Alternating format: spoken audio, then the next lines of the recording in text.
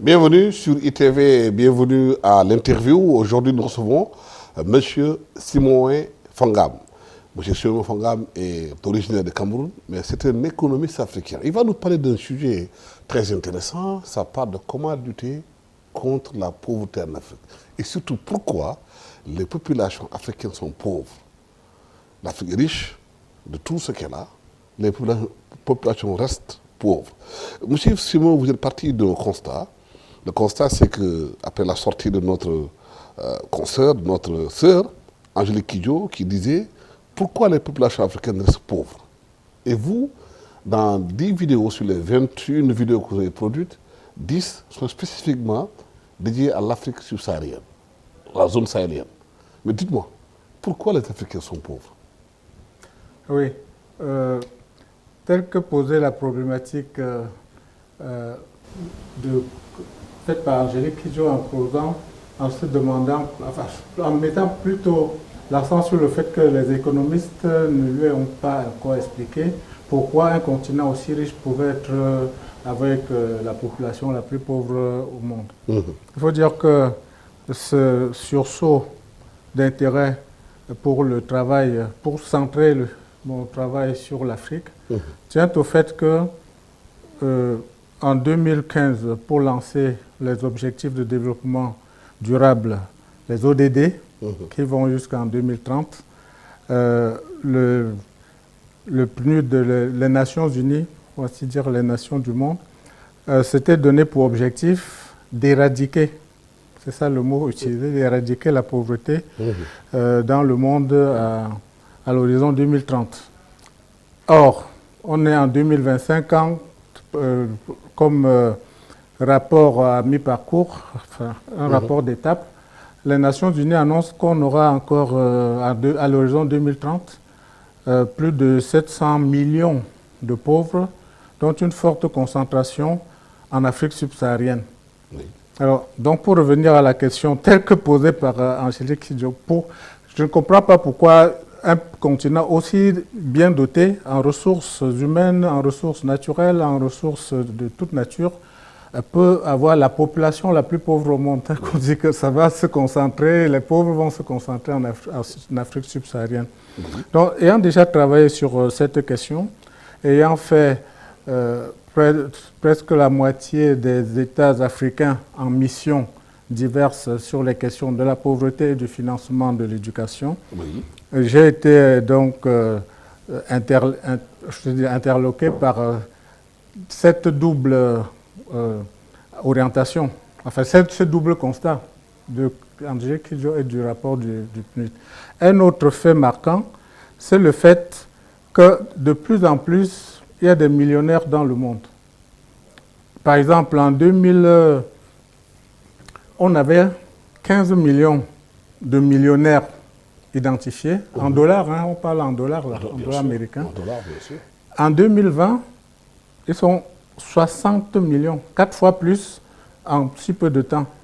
Et le constat de cet enrichissement croissant à travers le monde, qui contraste avec la pauvreté permanente en Afrique subsaharienne, amène effectivement à produire des vidéos, à répondre à cette question en disant, d'une part, que, et ça on peut le dire de façon très claire, les États africains n'appliquent pas convenablement les principes comptables, les principes de la comptabilité, du système de comptabilité nationale adopté par les Nations Unies depuis 1953 et régulièrement mis à jour. Alors, ça c'est un constat, c'est une affirmation qui peut être jugée péremptoire, certes, mais je la prends pour acquis. Ça n'est pas appliqué. Les pays qui s'enrichissent ne fonctionnent pas de cette façon. La question qui devient compliquée, c'est celle de savoir pourquoi on n'applique pas. Et donc, la première, en y réfléchissant, la première hypothèse a été de se dire que peut-être l'élite africaine ne veut pas voir la population s'enrichir. Ah oui? C'est une hypothèse. Oui. Cette hypothèse, oui, ça peut vous surprendre, mais c'est étayé par le fait que, les États africains sont membres des Nations Unies, dont le système de comptabilité nationale est tout à fait disponible et accessible à tous. En intérieur, on a des systèmes, on a des instituts nationaux de la statistique et même des services dédiés à la comptabilité nationale dans les pays. On a des recours, j'en sais quelque chose, à des consultants internationaux pour traiter des questions de la pauvreté. De même qu'on fait appel aux organisations internationales qui collaborent. Et je veux dire, il est donc surprenant que personne ne considère que c'est un déficit d'application des principes comptables et économiques qui existent. Vous pensez que l'application des principes comptables des Nations Unies qui sont appliqués aux pays africains, ils vont sortir de la pauvreté, c'est ça? C'est bien cela. Je dis, ce n'est pas que pour les pays, oui, appliqués aux pays africains, ils vont sortir de la pauvreté, comme tous les pays qui ne sont plus dans la pauvreté. De cette façon, donc pour la majorité de la population. Je dois préciser que la pauvreté est aussi rampante, même dans les pays du Nord, des pays européens et en Amérique du Nord. Il y a de la pauvreté. Donc ça, c'est un autre sujet dont il est aussi question, puisque la mission principale du PNUD, c'est d'éradiquer la pauvreté dans le monde. Mais qu'est-ce qui peut expliquer qu'aujourd'hui que les pays africains ne veuillent pas appliquer ces principes? Non, ce n'était qu'une hypothèse. Je dis, puisque tous les éléments pour appliquer existent. Oui. Donc on a dit, ils ne veulent pas. Si finalement, la seconde hypothèse, c'est de dire, en fait, les dirigeants veulent bien que les populations s'enrichissent, donc il y a la bonne volonté. Simplement, la plupart de ces concepts économiques et comptables ont été conçus par des Occidentaux pour des économies occidentales. Oui. Et donc la seconde hypothèse amène à se demander s'il n'y aurait pas une difficulté à appliquer dans le contexte africain ces principes-là. Est-ce que la perception de la pauvreté telle que perçue par les Occidentaux est la même telle que perçue par les Africains? Donc là, pour parler des Africains, on va distinguer, je m'efforce toujours de distinguer entre l'État, qui est l'émanation d'un héritage non africain. On parle des populations. Oui, donc plus des populations. Les populations, à leur niveau, ne peuvent pas percevoir. Les systèmes économiques sont organisés et dirigés par l'élite. C'est pour cela que c'est l'émanation d'un cadre théorique de politique économique et ensuite d'un cadre opérationnel pour aller agir sur le terrain. Oui. Est-ce que l'élite politique a intérêt à ce que la population s'enrichisse? Parce qu'il dit enrichissement, dit de plus en plus de l'indépendance, de plus en plus de la liberté. Parce qu'on a les moyens de ne plus compter sur l'élite, sur l'État qui pourvoit les ressources. Et que cette indépendance pourrait remettre en cause les pouvoirs. Oui, et c'est là le drame sur lequel il convient de montrer que le travail est inversé là. La démarche est totalement ce que vous dites, que les États africains pourvoient. Ce n'est pas la situation, ce n'est pas la démarche normale. Mmh. Et c'est pour cela que, me basant sur la seconde hypothèse évoquée, à savoir, on veut bien appliquer les principes, mais le contexte ne s'y prête pas. C'est là l'origine, l'idée des vidéos. Mmh. C'est de dire, OK, si tel est le cas, on va s'efforcer de proposer des vidéos qui s'articulent en 3 démarches, en 3 étapes, oui, qui disent voici la réalité du terrain qu'on filme dans tous les secteurs, l'agriculture, l'élevage, la menuiserie, ainsi de suite, tous les métiers. Mmh. Dire voici comment ça se passe. Voici ce que demande le principe. Mmh. Troisièmement, voici comment, et c'est le comment qui a toujours fait défaut, oui, voici comment nous pouvons faire. Et ainsi, non seulement ça ne va pas se limiter, quand je dis, la proposition ne va plus se limiter à un cercle restreint de ceux qui peuvent lire et de ceux qui acceptent, même parmi ceux qui peuvent lire, ceux qui acceptent de lire. Ça sera désormais disponible pour le plus grand nombre, peut être traduit ou présenté dans différentes langues, des langues locales, et les gens vont se reconnaître dans leurs activités par rapport à ce qu'on dit qu'on aurait dû faire et par rapport à ce qu'on propose de faire désormais pour sortir les populations de la pauvreté. En fait, dans la langue nationale, les populations vont s'approprier de comment faire pour sortir de la pauvreté. Tout à fait. Et ça, c'est tout à fait accessible. Enfin, les vidéos sont mises à la disposition du monde entier, je dirais tous, et ça peut donc permettre s'il y a lieu, soit de valider, soit de se demander quelle est la pertinence de la démarche. Oui. Parce que partant de cette première vidéo, qui est introductive, qui est péremptoire pour dire qu'on n'applique pas, et ensuite qui annonce qu'on va montrer, ça s'articule en 9 vidéos suivantes, en 3 blocs.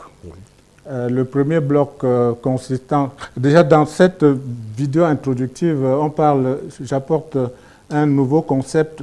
Je prends beaucoup d'images. La première image, c'est la conception de la pauvreté. Oui. La pauvreté, dans la démarche du système économique de progrès humain qu'on est en train de promouvoir, est perçue comme étant un lac, un étang, un lac. Et que les individus, les personnes pauvres, se trouvent dans ce lac, à savoir des personnes qui sont dans un milieu qui n'est pas naturel, qui ne leur est pas naturel. L'être humain est appelé à vivre à l'air libre et non pas dans l'eau. Ce ne sont pas des êtres aquatiques. Et donc, quand quelqu'un est amené, des individus sont piégés dans cette mare de pauvreté, Oui. l'idée n'est pas ni de combattre la pauvreté, ni de la réduire, c'est-à-dire vider de l'eau pour que le niveau d'immersion baisse, mais c'est de dire il faut sortir les individus de la pauvreté. Laissons la pauvreté telle qu'elle est, c'est une mare d'eau. Sortons les personnes qui s'y trouvent et qui vivent dans l'inconfort de la pauvreté. Donc c'est ça une conception, une allégorie, pour ainsi dire. Mais quels sont les mécanismes pour sortir du lac? Voilà. Qu'est-ce qu'il faut faire pour que les personnes sortent du lac? Oui, c'est ce qu'on démontre par la vidéo, par l'image de terrain et l'application des principes qui sont rappelés, que voici telle formule, voici comment c'est voilà ce qu'on fait, voici ce qu'on ne fait pas et voici ce qu'il faudrait convenablement faire. Qu'en pensez-vous? Et ça se fait ainsi en 3 vidéos centrées sur chacun des 3 secteurs de l'économie, le secteur primaire, qui est l'agriculture, tout ce qui est exploitation minière et l'élevage, tout cela, le secteur secondaire et le secteur tertiaire. Donc ça fait un bloc pour les individus. Comment garantir à chaque personne suffisamment de revenus pour mener une vie décente au sens de manger à sa faim, vivre dans un logement disposant d'énergie, de l'eau potable et d'un système d'assainissement, et que la personne dispose d'un revenu suffisant pour payer ses factures régulièrement, parce que c'est cela qui entretient le dispositif, les infrastructures. Et ensuite, avoir les moyens d'assurer la mobilité, qui est le 3e grand bloc de besoins essentiels. Et donc, si une personne dispose de tous ses revenus, c'est mesuré dans le système de progrès humain par un indicateur de bien-être humain.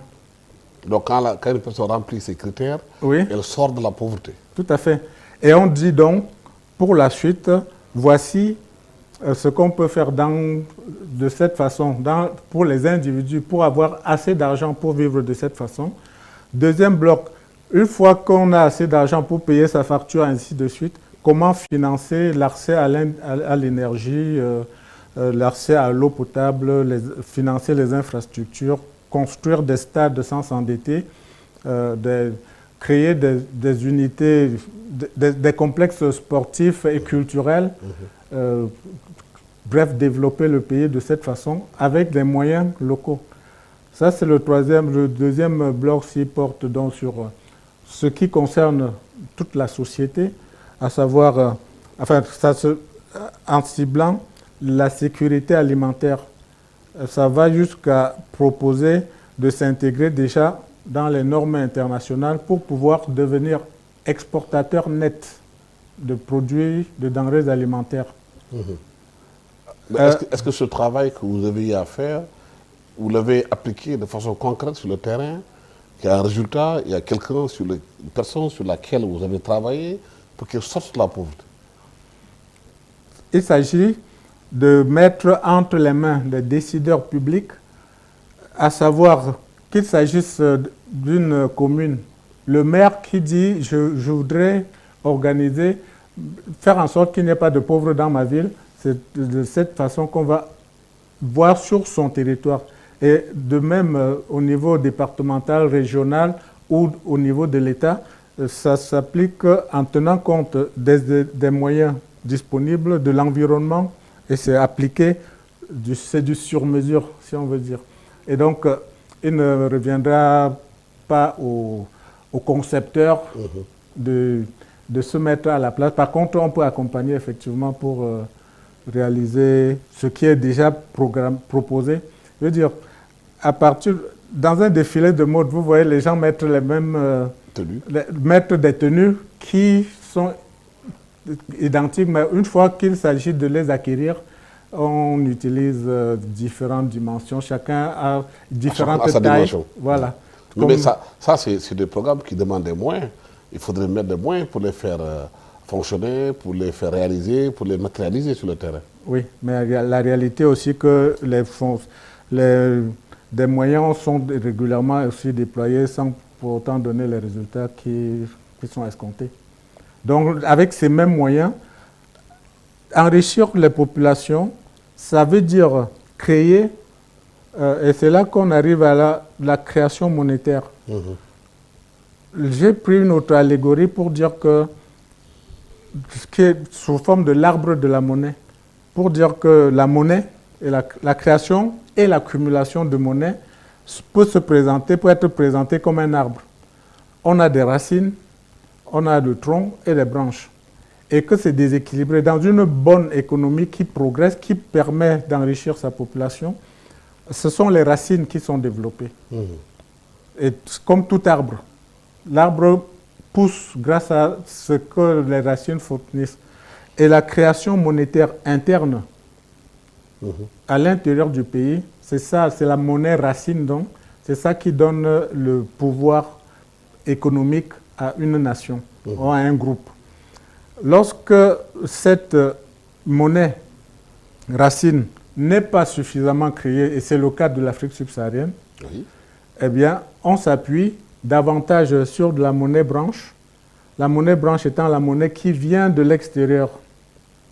Et c'est comme cela que nous courons toujours, enfin nous les dirigeants africains, l'élite, on pense spontanément à avoir des ressources qui doivent venir de l'extérieur.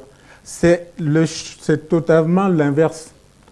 Les grandes économies disposent d'un socle suffisamment solide pour créer de la monnaie racine suffisamment pour se développer. À titre d'exemple, les États-Unis prélèvent, je prends une année comme ça, en 2023 par exemple, on prélevait 25%, 25,2 certes, mais 25% de la richesse créée sur le territoire. Et 20% ont été prélevés par les entreprises pour payer pour couvrir l'amortissement, pour financer également la recherche et le développement et pour s'autofinancer. 20%. Il reste donc 55% qui restent dans les poches des populations. Mais ça repose une question fondamentale, c'est la souveraineté monétaire. Des pays qui n'ont pas de souveraineté monétaire, qui sont arrimés à l'euro comme le franc CFA, c'est difficile de créer de la monnaie. C'est justement cette croyance qui fait qu'on n'applique pas les principes comptables dont je parle. En quoi c'est difficile? La monnaie n'est pas que la monnaie fiduciaire. On s'est tellement mis aussi en tête que la monnaie, c'est des billets de banque et des pièces de monnaie. Il y a la monnaie structurale. Oui, et surtout la monnaie numérique, c'est électronique. Les bitcoins. Oui, enfin, même au-delà, simplement le fait de créditer votre compte bancaire, ça, c'est de la création monétaire. Et bon, si on veut parler des choses un peu plus techniques, la création monétaire, elle peut avoir deux sources. La source normale qu'il faudrait développer et qui n'est pas développée en Afrique subsaharienne, c'est celle qui découle de la monétisation de la valeur ajoutée créée dans les unités de production. Ça, on ne le fait pas. Pourquoi? Ben justement, je dis, c'est l'objet des travaux. C'est le constat qui est fait qu'on ne le fait pas, mais rien n'empêche de le faire. Je veux dire, ce n'est pas une question de souveraineté monétaire, c'est interne. Bien que, si on prend, comme vous l'avez évoqué, le franc CFA qui est arrimé à l'euro, c'est pas un drame, ça ne change rien à l'affaire. Si on crée de la monnaie, ça sera convertible en euros. Enfin, ou ça sera toujours arrimé en euros, sauf que la masse monétaire créée localement va être plus importante. Et c'est ce que les vidéos tentent de démontrer. Est-ce que les pays européens qui considèrent que l'Afrique est leur marché, c'est un vaste marché de consommateurs, de consommation, si on regarde au niveau de la CEDEAO, les 16 pays de la CEDEAO, il y a plus de 600 000 consommateurs. Oui. Est-ce que ces pays européens ont intérêt à ce que les populations africaines sortent de la pauvreté? Peut-être qu'ils n'auront plus de produits à vendre. Oui. Là n'est pas ma préoccupation, pour être honnête. Ce qui nous intéresse, c'est qu'est-ce que ces pays pensent lorsque les Nations Unies affirment qu'on aura des centaines de millions d'Africains qui vont rester dans la pauvreté alors qu'on avait promis la pauvreté au monde entier, la sortie de la pauvreté au monde entier. Posez-leur la question.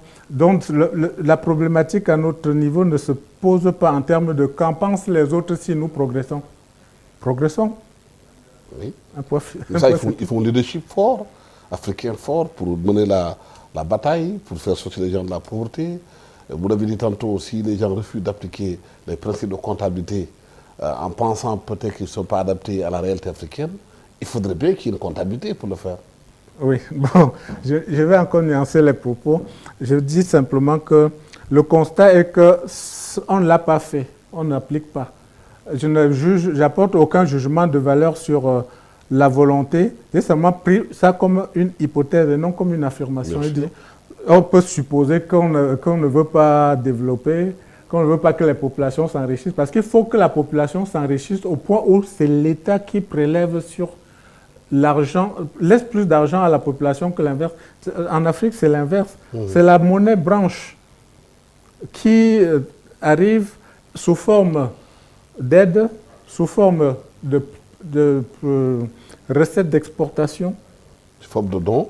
Sous forme de dons, sous forme de transfert de la diaspora.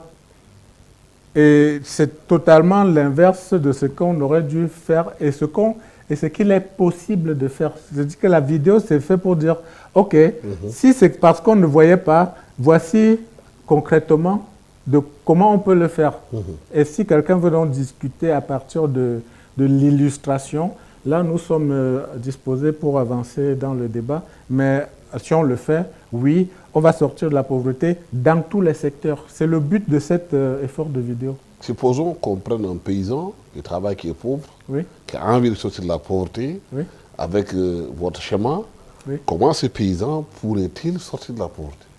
Il ne s'agit pas d'une action individuelle. Simplement, je dis, la comptabilité nationale, ce n'est pas l'affaire du paysan. Simplement, si on n'avait pas vu comment appliquer la comptabilité nationale de sorte que ce paysan sorte de la pauvreté, désormais on saura le faire. Si on ne le fait pas, la pauvreté ne va pas disparaître de chez le paysan. Par contre, si on l'applique, il va sortir de la pauvreté fatalement. Donc sortir de la pauvreté est assujetti à l'application de la comptabilité nationale. Entre autres, oui, et à la création monétaire racine. C'est ça. Mais les États les Nations Unies ont demandé à tous les États de le faire. Les États autres qui sont riches, comme vous le dites, Oui. le font. Tout à fait. Mais dans notre pays, on ne le fait pas. Oui. Mais c'est une incompréhension. C'est bien là l'intérêt de la démarche. Je dis que, et de la réponse à la question de Angélique Kidjo au départ, oui, c'était voici pourquoi. Donc l'histoire, c'est de dire, on renverse les choses, on donne plus d'argent à l'État pour régler les problèmes, alors que c'est l'État qui devrait prélever sur des populations plus riches que l'État pour régler les problèmes au niveau de... Vous voyez la proportion de 55% pour les populations, 25% pour l'État. On ne trouve pas ça en Afrique, où c'est plutôt le robinet de l'argent, c'est le pouvoir qui le détient, donc le pouvoir étatique. Je ne reviens pas sur, c'est peut-être pas le lieu du débat sur l'origine, sur les mécanismes du commerce international qui a engendré cela, mais ce n'est pas parce qu'on a subi une situation qui, si elle est devenue inconfortable, on ne doit pas pouvoir changer. On doit pouvoir changer, progresser dans le sens que l'on souhaite, si l'on veut aller dans ce sens. Bref, la démarche montre, je veux dire, ces vidéos s'appuient sur des livres que j'ai publiés par ailleurs, où c'est déjà démontré, où c'est reconnu comme étant pertinent. Oui. La démarche a, par exemple, on a envisagé de l'appliquer en France pour sortir les populations de la pauvreté. Oui. Simplement, dans le contexte français, et même dans le contexte africain, ça ne va pas être du jour au lendemain un claquement de doigts. Ça demande... C'est un long processus. Voilà, c'est un processus qui va demander environ 15 ans, 20 ans. Mais depuis 90, depuis les années 60, on a eu combien de fois 15 ans et 20 ans? Ouais. Donc c'est possible de le faire. Dans le cas de la France, ça s'est réglé, enfin ça s'est soldé, ça n'a pas été appliqué parce que ça allait au-delà de l'horizon électoral. Oui.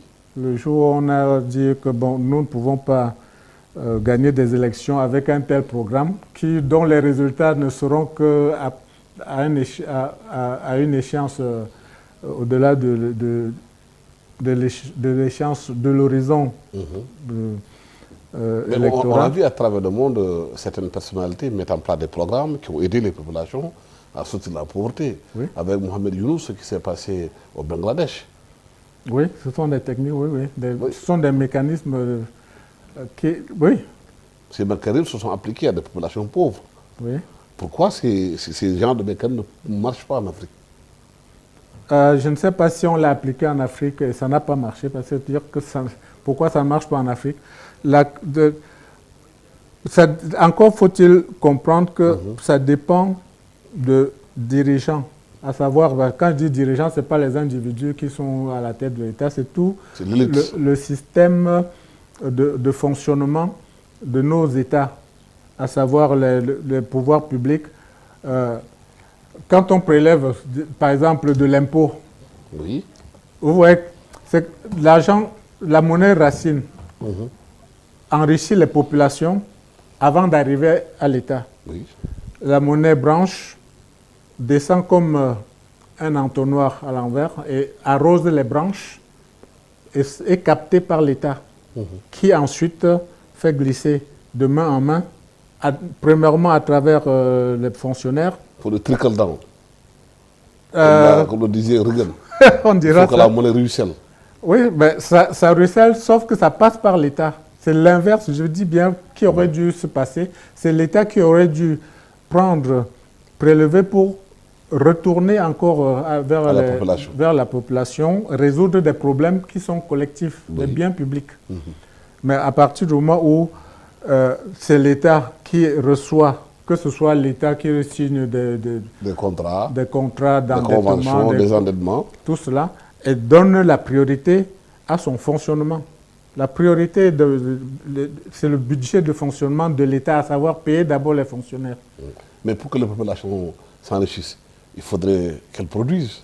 Oui. Il faudrait qu'elle produise. Oui. Il faut des moyens pour produire. Les populations produisent.